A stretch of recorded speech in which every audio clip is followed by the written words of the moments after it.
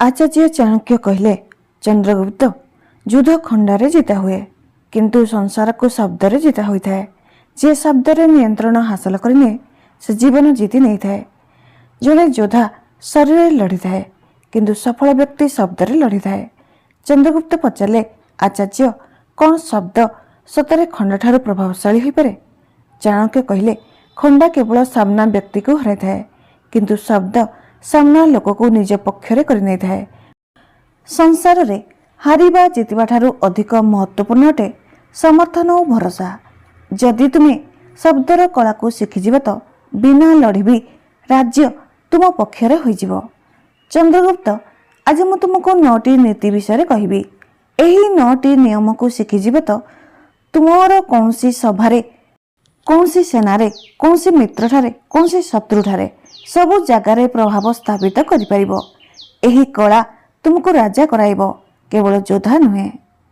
चंद्रगुप्त कहले, आचार्य, आपण मार्गदर्शन दियंतु, मु गोटे गोटे शिक्षा को आत्मसात करिबी। तबे चलंतु जानिबा चाणक्यंकर सही 9टी नियम को। ता पूर्वरु आपनको अनुरोध कि वीडियो को लाइक एंड सब्सक्राइब करंतु, हेले मोर परिश्रम सार्थक हेबो। तबे चलंतु जानिबा चाणक्यंकर सही प्रथम नियम को। कहिबा पूर्वरु सुनिबा शिख।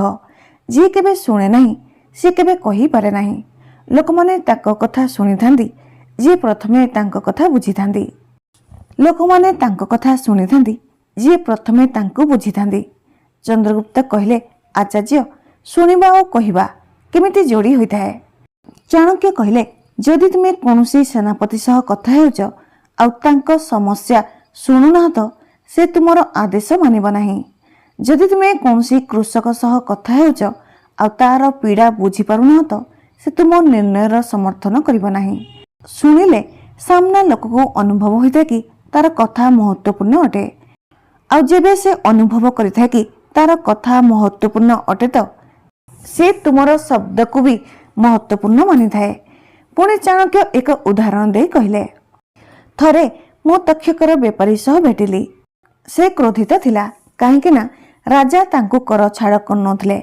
मु किछि कहली नाही, केवल तार पूरा कथा सुनिथिली। तार क्रोध शांत हेबाकु लागिला काहेकि ना ताकु लागिला कि प्रथम थर केही तार कथा बुझुअछि। तापर मु कहली, मु तुमको पूरा छाड़ देई परिबि नाही, किंतु समस्या बुझी तुम व्यापारर लाभ अनुसारे कररे उचित परिवर्तन कर दियाबो। बेपारी ताकु स्वीकार कला। चंद्रगुप्त, जदि मु प्रथमरु तार कथा सुनि नथांदी तो तार निर्णय केबे बदली नथांदा। चाणक्य निष्कर्ष बाहर कले कि शब्दर शक्ति शुणिबारे आरंभ होइथाए। चंद्रगुप्त चुपचाप ताकु ग्रहण करले।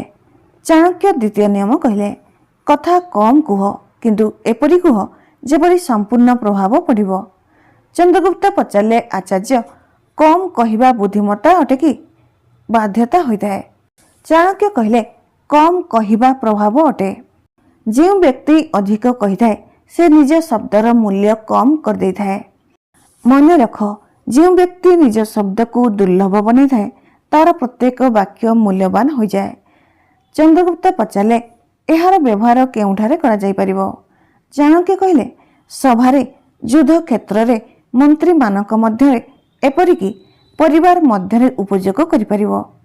उदाहरण, जने राजा निज पुत्र को उत्तराधिकारी घोषित करिबा समय रे लंबा भाषण देले। नियम, मूल्य, वंश, परंपरा ए सब विषय रे कहले। भीड़ जोगु बहुत शब्द हैला। दूररु राजा केवल एतिकी कहला, आज मो तुमको उत्तराधिकारी घोषित करुछि काहेकि ना मोर विश्वास अछि कि तुमे एही राज्यर सम्मान बढ़ाइबो। यह सुनी पूरा राज्य खुशी रे झुमी उठिला। प्रथमे राजा तांको पुत्र को बुझिया पई चेष्टा करथिले। द्वितीय रे राजा भरोसा देबाको चाहुथिले। कम शब्द भरोसा सृष्टि करिथाए। चंद्रगुप्त कहले, आचार्य, कम और प्रभावी कहिबा पई केमिति अभ्यास करिबा उचित? चाणक्य उत्तर देले, एही 3टी कथारे भाव कौन कहिबो, कौन न कहिबो, कुह ताहा जा आवश्यक अटे।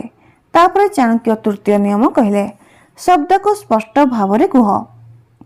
चंद्रगुप्त पचारले, स्पष्टता काहेकि आवश्यक अटे? चाणक्य कहले, अस्पष्ट शब्द द्विविधा सृष्टि करिथाए, द्विविधा भ्रम सृष्टि करिथाए ଆଉ ଭ୍ରମ ବିରୋଧ ସୃଷ୍ଟି କରିଥାଏ।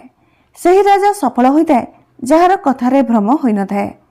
ଉଦାହରଣ, ଯଦି ସେନାକୁ ଆଦେଶ ଦିଆଯିବ କି ତୁମକୁ ଶୀଘ୍ର ଆକ୍ରମଣ କରିବାକୁ ହେବ ତ ଶୀଘ୍ରର ଅର୍ଥ ପ୍ରତ୍ୟେକ ସୈନିକ ବାହାର କଲେ। କିନ୍ତୁ ଯଦି କୁହାଯିବ କି ସୂର୍ଯ୍ୟ ଅସ୍ତ ହେବା ପୂର୍ବରୁ ଆକ୍ରମଣ କର ତ ସବୁ ସୈନିକମାନେ ଗୋଟିଏ ହିଁ ଅର୍ଥ ବୁଝିଥାନ୍ତି। ଅଧିକତମ ସଫଳତା ସେଠାରେ ମିଳିଥାଏ ଯେଉଁଠାରେ ସନ୍ଦେଶ ସ୍ପଷ୍ଟ ହୋଇଥାଏ। ଚାଣକ୍ୟ ନିଷ୍କର୍ଷ ଦେଲେ, ଭୁଲ ବ୍ୟକ୍ତିର ହାତରେ ଥିବା ଖଣ୍ଡାଠାରୁ ଭୁଲ ଶବ୍ଦରେ ଅଧିକ କ୍ଷତି ହୋଇଥାଏ। ଚନ୍ଦ୍ରଗୁପ୍ତ ଭାବି ହେଉଥିଲେ। ଚାଣକ୍ୟ ଚତୁର୍ଥ ନିୟମ କହିଲେ, ଉଚିତ ଶବ୍ଦ ଉଚିତ ବ୍ୟକ୍ତିକୁ ହିଁ କୁହ। ଚନ୍ଦ୍ରଗୁପ୍ତ ପଚାରିଲେ, କ'ଣ ପ୍ରତ୍ୟେକ ସତ୍ୟ ପ୍ରତ୍ୟେକ ବ୍ୟକ୍ତିକୁ କହିବା ଉଚିତ? ଚାଣକ୍ୟ କହିଲେ, ନୁହେଁ। ସତ୍ୟ ବି ସମୟ, ସ୍ଥାନ ଓ ବ୍ୟକ୍ତି ଅନୁସାରେ କୁହାଯିବା ଉଚିତ। ଯେଉଁ ସତ୍ୟ ଭୁଲ ସମୟରେ କୁହାଯାଏ ତାହା ଲାଭ ଦେଇନଥାଏ, ବରଂ କ୍ଷତି ପହଞ୍ଚାଇ ଦେଇଥାଏ। ଉଦାହରଣ, ଥରେ ଜଣେ ସୈନିକ ଅନ୍ୟ ମାର୍ଗ ଭାବିଲା। ସେନାପତି ତାକୁ ସଭାରେ ଗାଳି କରି ଚୁପ୍ କରାଇଦେଲା। ସୈନିକ ଅପମାନିତ ହେଲା। ପରେ ସେହି ସୈନିକ ଯୁଦ୍ଧରେ ଉତ୍ସାହ ହରାଇଦେଲା, କାରଣ ସେନାପତି ନିଜ ଉଚିତ କଥା ଭୁଲ ଜାଗାରେ କହିଦେଇଥିଲା। ଯଦି ସେ ସେନାପତି ସୈନିକ ସହ ଏକାନ୍ତରେ କଥା ହୋଇଥାନ୍ତା ତାହେଲେ ସୈନିକ ଉପରେ ପ୍ରଭାବ ପଡ଼ିନଥାନ୍ତା, ଆଉ ତାର ଉତ୍ସାହ ବି କମ୍ ହୋଇନଥାନ୍ତା। ଚାଣକ୍ୟ କହିଲେ, ଉଚିତ କଥାକୁ ଉଚିତ ସମୟରେ ଉଚିତ ସ୍ଥାନରେ କହିବା ହିଁ କୁଶଳତା ହୋଇଥାଏ। ଚାଣକ୍ୟ ପଞ୍ଚମ ନୀତିରେ କହିଲେ, ଭାବନାକୁ ନିୟନ୍ତ୍ରିତ କରି କୁହ। କ୍ରୋଧରେ କୁହାଯାଇଥିବା ଶବ୍ଦ ଶକ୍ତି ନୁହେଁ, ଦୁର୍ବଳତା ଅଟେ। ଦୁଃଖରେ କୁହାଯାଇଥିବା ଶବ୍ଦ ନିବେଦନ ନୁହେଁ, ନିର୍ଭରତା ଅଟେ। ଉତ୍ସାହରେ କୁହାଯାଇଥିବା ଶବ୍ଦ ପ୍ରତିଜ୍ଞା ନୁହେଁ, ଶୀଘ୍ରତା ଅଟେ। ଚନ୍ଦ୍ରଗୁପ୍ତ ପଚାରିଲେ, ଯଦି ନିୟନ୍ତ୍ରଣ ହରାଇ ବସିଲେ ତାହେଲେ? ଚାଣକ୍ୟ କହିଲେ, ଯେବେ ମନ ଅଶାନ୍ତ ହୋଇଥିବ ଲମ୍ବା ବାକ୍ୟ କୁହ ନାହିଁ। କଥାକୁ ଛୋଟ କରି ଅବା ସ୍ଥଗିତ କରିଦିଅ।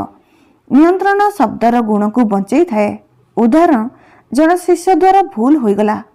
ମୁଁ ତୁରନ୍ତ କହିଲି, ଆମେ ଏହା ଉପରେ ପରେ କଥା ହେବା। ଯଦି ମୁଁ ସେହି କ୍ଷଣରେ କ୍ରୋଧରେ କିଛି କହିଦେଇଥାନ୍ତି ତ ମୋର କହିବା ସୁଧାର ନୁହେଁ, ଅପମାନ ହୋଇଯାଇଥାନ୍ତା। ଶବ୍ଦ ତାହା ଥିଲା, କିନ୍ତୁ ପରିଣାମ ଅଲଗା ହେଲା। ଏହାପରେ ଚାଣକ୍ୟ ଷଷ୍ଠ ନିୟମ କହିଲେ, ସାମ୍ନା ଲୋକକୁ ଏହା ଅନୁଭବ କରାଅ କି ତୁମ କଥା ତାଙ୍କ ପାଇଁ ହିତ ଅଟେ। ଚନ୍ଦ୍ରଗୁପ୍ତ ପଚାରିଲେ, ଏହା କିପରି? ଚାଣକ୍ୟ କହିଲେ, ଯେବେ ତୁମେ କାହା ସହ କଥା ହୁଅ ତ ବାକ୍ୟ ମୁଁ ଠାରୁ ନୁହେଁ, ତୁମେ ଠାରୁ ଆରମ୍ଭ କର। ଏଥିରେ ସାମ୍ନା ଲୋକକୁ ଲାଗିଥାଏ କି କଥା ତାଙ୍କ ହିତ ପାଇଁ ଅଟେ। ଉଦାହରଣ ସ୍ୱରୂପ, ଯଦି ତୁମେ ସୈନିକକୁ କହିବ, ମୁଁ ଚାହୁଁଛି କି ତୁମେ ଯୁଦ୍ଧରେ ନିଜ ସର୍ବଶ୍ରେଷ୍ଠ ପ୍ରଦର୍ଶନ କର, ତ ସେ ତୁମ ଇଚ୍ଛା ପୂରଣ କରିବ କି ନୁହେଁ ନିଶ୍ଚିତ ନୁହେଁ। କିନ୍ତୁ ଯଦି ତୁମେ କହିବ, ତୁମର ବାହାଦୁରୀରେ ହିଁ ଏହି ଯୁଦ୍ଧ ଜିତା ଯାଇପାରିବ, ତ ସେ ନିଜ ପ୍ରତିଷ୍ଠା ପାଇଁ ନିଶ୍ଚୟ ଲଢ଼ିବ। ଚାଣକ୍ୟ କହିଲେ, ଯେଉଁ ବ୍ୟକ୍ତି ସାମ୍ନା ବ୍ୟକ୍ତିର ହିତକୁ ଦେଖିଥାଏ ତାଙ୍କ ଶବ୍ଦ କେବେ ଅସ୍ୱୀକାର ହେବ ନାହିଁ। ଏହାପରେ ଚାଣକ୍ୟ ସପ୍ତମ ନିୟମ କହିଲେ, କହିବା ସମୟରେ ଉଦ୍ଦେଶ୍ୟ କୁହ ନାହିଁ। ଚନ୍ଦ୍ରଗୁପ୍ତ ପଚାରିଲେ, ଉଦ୍ଦେଶ୍ୟ ସହ କେମିତି ସମ୍ବନ୍ଧ ଅଛି? ଚାଣକ୍ୟ କହିଲେ, ପ୍ରତ୍ୟେକ ବାକ୍ୟର ଲକ୍ଷ୍ୟ ହେବା ଉଚିତ ଅଟେ। ଯଦି ତୁମେ ବିନା ଲକ୍ଷ୍ୟରେ କହିବ ତ ତୁମ ଶବ୍ଦ ତୁମ ବିରୁଦ୍ଧରେ ଯାଇପାରେ। ଉଦାହରଣ, ଜଣେ ରାଜା କହିଲେ, ମୁଁ ପ୍ରଜାମାନଙ୍କୁ ଭଲ ପାଏ। ତାଙ୍କ ଉଦ୍ଦେଶ୍ୟ ଭଲ ଥିଲା, କିନ୍ତୁ ସେ କେବେ ଜଣାଇଲେ ନାହିଁ କି ସେ ପ୍ରଜାମାନଙ୍କ ପାଇଁ କ'ଣ କରୁଛନ୍ତି। ପ୍ରଜାମାନେ ଭାବିଲେ ରାଜା କେବଳ କହୁଛନ୍ତି, କରୁନାହାନ୍ତି। ଶବ୍ଦ ଉଦ୍ଦେଶ୍ୟ ବିନା ଦୁର୍ବଳ ହୋଇଯାଏ। ଶବ୍ଦ ଓ ଲକ୍ଷ୍ୟର ମିଳନ ହିଁ ସଂସାରର ସଫଳତା ଅଟେ। ଏହାପରେ ଚାଣକ୍ୟ ଅଷ୍ଟମ ନିୟମ କହିଲେ, ସାମ୍ନା ଲୋକର ଜ୍ଞାନ ଓ ବୁଝିବା ସ୍ତର ଅନୁସାରେ କଥା କୁହ। ଯେଉଁ କଥା ଲୋକମାନେ ବୁଝିପାରନ୍ତି ନାହିଁ ତାକୁ ସ୍ୱୀକାର କରନ୍ତି ନାହିଁ। ଚନ୍ଦ୍ରଗୁପ୍ତ ପଚାରିଲେ, ଏହାର ଅର୍ଥ କ'ଣ? କି ସବୁ ଲୋକଙ୍କ ସହ ଅଲଗା ଅଲଗା ପ୍ରକାରେ କଥା ହେବା? ଚାଣକ୍ୟ କହିଲେ, ହଁ, ସୈନିକ ସହ ଯୁଦ୍ଧର କଥା ଯୁଦ୍ଧର ଭାଷାରେ କର। ମନ୍ତ୍ରୀ ସହ ନୀତିର କଥା କୁହ। ମନ୍ତ୍ରୀ ସହ ନୀତିର କଥା ନୀତିର ଭାଷାରେ କୁହ। ସାଧାରଣ ଜନତାଙ୍କୁ ତାଙ୍କ ଜୀବନର କଥା ତାଙ୍କ ଜୀବନର ଭାଷାରେ କର। ସେହି ସଞ୍ଚାର ସଫଳ ହୋଇଥାଏ ଯାହା ସାମ୍ନା ଲୋକର ଭାଷାରେ ହୋଇଥାଏ। ତାପରେ ନବମ ନିୟମ କହିଲେ, ବିନା କହି ସମ୍ବାଦ କରିପାରିବ। କେବେ କେବେ ଚୁପ୍ ରହିବା ବି ପ୍ରଭାବୀ ସନ୍ଦେଶ ହୋଇଥାଏ।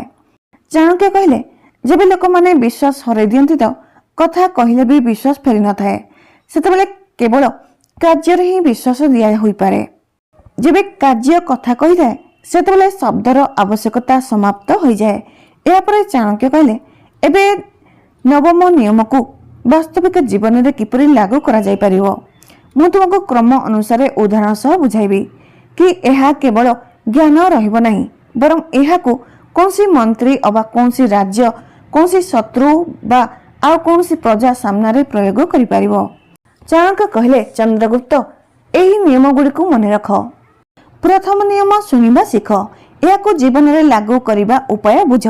ଯେବେ କେହି ବ୍ୟକ୍ତି ନିଜ ମନର କଥା କହୁଥାଏ ତ ତାକୁ ଅଧୁରା ଛାଡ଼ ନାହିଁ, ତାକୁ ମଝିରେ ଅଟକାଅ ନାହିଁ। ତୁମେ ଯେତେ ଶୁଣି ଚାଲିଥିବ ସାମ୍ନା ଲୋକ ସେତେ ଖୋଲିକରି କଥା କହି ଚାଲିଥିବ, ଆଉ ସେହି ବ୍ୟକ୍ତି ପରେ ତୁମ ଶବ୍ଦ ଉପରେ ଭରସା କରିବ। ଚନ୍ଦ୍ରଗୁପ୍ତ ପଚାରିଲେ, ଯୁଦ୍ଧ ଭୂମିରେ ବି ଏହା ଉପଯୋଗୀ ଅଟେ? ଚାଣକ୍ୟ ଉତ୍ତର ଦେଲେ, ଯୁଦ୍ଧ ପୂର୍ବରୁ ସବୁଠାରୁ କଠିନ କାର୍ଯ୍ୟ ଯୁଦ୍ଧ ନୁହେଁ, ବରଂ ମନୁଷ୍ୟର ମାନସିକତାକୁ ଜିତିବା ହୋଇଥାଏ। ବେଳେବେଳେ ବ୍ୟକ୍ତି ତଲବାରରେ ନୁହେଁ, ବରଂ ସମାଧାନରେ ଜିତି ଯାଇଥାଏ। ଉଦାହରଣ, ଚାଣକ୍ୟ କହିଲେ, ମୁଁ ଥରେ ଶତ୍ରୁ ପ୍ରଦେଶର ଦୂତ ସହ ଭେଟିଲି। ତାର ଉଦ୍ଦେଶ୍ୟ ଯୁଦ୍ଧକୁ ଆଗକୁ ବଢ଼ାଇବାର ଥିଲା। ମୁଁ ତାର କଥା ଚୁପଚାପ ଶୁଣୁଥିଲି। ସେ ନିଜ ରାଜାର ପ୍ରତ୍ୟେକ ଅଭିଯୋଗ, ପ୍ରତ୍ୟେକ ଭୟ, ପ୍ରତ୍ୟେକ ଆଶଙ୍କା କହିଦେଲା। ଶୁଣିବା ଦ୍ୱାରା ମୋତେ ତାଙ୍କ ବାସ୍ତବିକ ଭୟ ବିଷୟରେ ଜଣାପଡ଼ିଲା। ତାଙ୍କୁ ସୀମାର ସଂସାଧନ କ୍ଷେତ୍ରର ଚିନ୍ତା ଥିଲା। ପୁଣି ମୁଁ କହିଲି, ଆମେ ସେହି କ୍ଷେତ୍ର ଉପରେ ଦାବି କରିବୁ ନାହିଁ। ଏହା ଶୁଣିବା ପରେ ପୁରା ସଂଘର୍ଷ ଟଳିଗଲା। ଯଦି ମୁଁ ତାଙ୍କ କଥା ଶୁଣିବା ବଦଳରେ ତର୍କ କରିଥାନ୍ତି, ଯୁକ୍ତି କରିଥାନ୍ତି, ତ ଯୁଦ୍ଧ ନିଶ୍ଚୟ ହୋଇଥାନ୍ତା। ଶୁଣିବା କେବେ ଦୁର୍ବଳତା ନୁହେଁ, ରଣନୀତି ହୋଇଥାଏ। ଚନ୍ଦ୍ରଗୁପ୍ତ ଏହାକୁ କଣ୍ଠସ୍ଥ କଲେ। ଚାଣକ୍ୟ କହିଲେ, ଏବେ ଦ୍ୱିତୀୟ ନିୟମ ଶୁଣ। କମ୍ କୁହ, କିନ୍ତୁ ପ୍ରଭାବ ପକାଉଥିବା କଥା କୁହ। ଏହାକୁ ଲାଗୁ କିପରି କରିଥାନ୍ତି? ଚାଣକ୍ୟ କହିଲେ, ଯେବେ ତୁମେ ମନ୍ତ୍ରୀ ପରିଷଦରେ ନିର୍ଣ୍ଣୟର ପ୍ରସ୍ତାବ ରଖିବ ତ ନିର୍ଣ୍ଣୟକୁ ଲମ୍ବା ବାକ୍ୟରେ ଦୁର୍ବଳ କର ନାହିଁ। ଯାହା କହିବାର ଅଛି ସ୍ପଷ୍ଟ ଓ ସଂକ୍ଷିପ୍ତ କୁହ, କାହିଁକିନା ସଂକ୍ଷିପ୍ତ ଶବ୍ଦ ଆଦେଶ ହୋଇଥାଏ, ବିସ୍ତୃତ ଶବ୍ଦ ଉପଦେଶ ହୋଇଯାଏ। ଉଦାହରଣ, ଜଣେ ମନ୍ତ୍ରୀ କର ସୁଧାର ପାଇଁ ଲମ୍ବା ଭାଷଣ ଦେଲା। ଶେଷରେ ତାର ଯୋଜନା ଭୁଲେଇ ଦିଆଗଲା, କିନ୍ତୁ ଅନ୍ୟ ଜଣେ ମନ୍ତ୍ରୀ କେବଳ 5 ବାକ୍ୟରେ ନିଜ କଥା ରଖିଲା, ଆଉ ତାର ଯୋଜନାକୁ ସ୍ୱୀକାର କରାଗଲା। ଶବ୍ଦର ଲମ୍ବ ନୁହେଁ, ଶବ୍ଦର ଆଧାର ମନେ ରଖାଯାଏ। ଏହାପରେ ଚାଣକ୍ୟ ତୃତୀୟ ନିୟମରେ କହିଲେ, ସ୍ପଷ୍ଟତା। ଏହାକୁ ଲାଗୁ କରିବା ଶିଖ। ପ୍ରତ୍ୟେକ ଶବ୍ଦର ଗୋଟିଏ ଅର୍ଥ ବାହାରିବା ଆବଶ୍ୟକ। ସ୍ପଷ୍ଟତା ବିରୋଧ ଉତ୍ପନ୍ନ କରିଥାଏ, କିନ୍ତୁ ରାଜା ସେ ହୋଇନଥାଏ ଯାହା କଥାରେ କେତେଗୁଡ଼ିଏ ଅର୍ଥ ବାହାର କରାଯାଇପାରେ।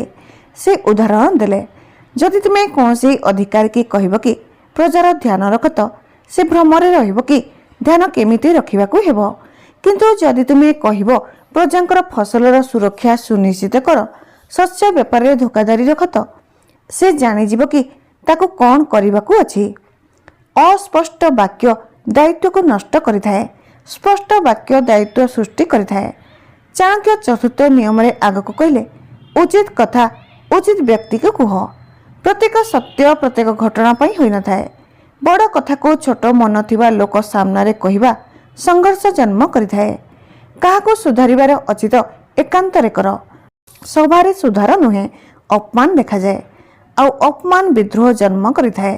ଉଦାହରଣ, ଯେବେ ମୁଁ ତୁମ ଭୁଲରେ ଅଟକାଇଥାଏ ବା ବାରଣ କରିଥାଏ ତ ତୁମ ସହ ସଭାରେ ନୁହେଁ, ଏକାନ୍ତରେ କଥା ହୋଇଥାଏ। କାହିଁକିନା ମୁଁ ଚାହୁଁଛି ତୁମେ ଶିଖ, ନା କି ବିରୋଧ କର। ମନୁଷ୍ୟ ସେ ଉପଦେଶ ସ୍ୱୀକାର କରିଥାଏ ଯେଉଁଥିରେ ତାର ନିଜ ପ୍ରତିଷ୍ଠା ସୁରକ୍ଷିତ ଅନୁଭବ ହୋଇଥାଏ। ପଞ୍ଚମ ନିୟମରେ କହିଲେ, ଭାବନା ଉପରେ ନିୟନ୍ତ୍ରଣ। ଯଦି ଭାବନା ଗୁଡ଼ିକ ଶବ୍ଦକୁ ନିୟନ୍ତ୍ରିତ କରିବ ତ ଶବ୍ଦ ଭୁଲ ଦିଗରେ ଯିବ। ଭାବନା ପୂର୍ବରୁ ବିଚାର କରିବା ଦରକାର, ତାପରେ ଶବ୍ଦ ଆସିବା ଦରକାର। ଚନ୍ଦ୍ରଗୁପ୍ତ ପଚାରିଲେ, ଯଦି କେହି ଅପମାନ କରିଛନ୍ତି ତ? ଚାଣକ୍ୟ କହିଲେ, ଅପମାନ ସହନ କରିବା ଦୁର୍ବଳତା ନୁହେଁ, କିନ୍ତୁ ଅପମାନକୁ କ୍ରୋଧରେ କହିବା ମୂର୍ଖତା ଅଟେ। ଅପମାନର ପ୍ରତିଶୋଧ ଶବ୍ଦରେ ନୁହେଁ, ପରିଣାମରେ ନିଆଯାଇଥାଏ। କ୍ରୋଧରେ କୌଣସି ନିର୍ଣ୍ଣୟ ନିଅ ନାହିଁ, ଦୁଃଖରେ କୌଣସି ଅନୁରୋଧ କର ନାହିଁ, ପ୍ରସନ୍ନତାରେ କୌଣସି ବଚନ ଦିଅ ନାହିଁ। ଷଷ୍ଠ ନିୟମରେ ଚାଣକ୍ୟ କହିଲେ, କଥା ଏମିତି କର କି ସାମ୍ନା ଲୋକ ସହଜ ଅନୁଭବ କରିବ। ମନୁଷ୍ୟ ତାହା କରିଥାଏ ଯେଉଁଥିରେ ତାକୁ ଲାଭ ଦେଖାଯାଏ, ହୁଏତ ସେହି ଲାଭ ସମ୍ମାନର ହେଉ କି ପ୍ରତିଷ୍ଠାର ହେଉ କି ସୁରକ୍ଷାର ହେଉ କି ସୁବିଧାର ହେଉ। ଚାଣକ୍ୟ କହିଲେ, जदि तुम्हें सैनिक को कहब कि राज्य पाई लड़ तो से माने किछि लड़िबे, किंतु जदि तुम्हें कहब तुम बहादुरी आसवाक पीढ़ी माने प्रेरणा नेबे तो प्रत्येक सैनिक पूरा मन दे लड़िबे। मनुष्य कर्तव्य नुहे परिचय अधिक जोड़ी थाए। सप्तम नियम रे चाणक्य कहले निज शब्दर उद्देश्य भूल नहीं, बिना उद्देश्यर वाक्य बिना लक्ष्यर तीर अटे। उदाहरण, जदि तुम उद्देश्य कौन मंत्री को समस्या कहबार अछि तो समाधान कहबार समय नष्ट कर नहीं, आ जदि उद्देश्य समाधान कहबार अछि तो समस्या को दोहराइबार समय नष्ट कर नहीं। जेबे उद्देश्य स्पष्ट होइथिबो तो वाक्य स्वयं स्पष्ट हो जाए। अष्टम नियम रे चाणक्य कहले प्रत्येक व्यक्तिर बुझिबा शक्ति अनुसार कथा कह। बाध्यतार ज्ञान देवा संचार होई न थाए। संचार ताहा अटे जो सामना व्यक्ति बुझी पारिबो, स्वीकार करिबो और तार पालन भी करिबो। उदाहरण, जड़े बालक को धर्म विषय बुझाइबा अलगा होइथाए, किंतु सैनिक को धर्म विषय बुझाइबा अलगा होइथाए, मंत्री को धर्म बुझाइबा अलगा होइथाए। बुद्धिमत्ता यह नुह कि तुमे केते जानिछ, बुद्धिमत्ता यह होछि कि तुमे तुम ज्ञान को केउ रूप रे प्रस्तुत करिथाओ, हेले सामना व्यक्ति ताको बुझी पारिबो। आजिर भिडियोटी आपनको किपरि लागिला कमेंट करी जणाइबे। भिडियोटी भल लागिले like, comment, share and subscribe करंतु। धन्यवाद, नमस्कार।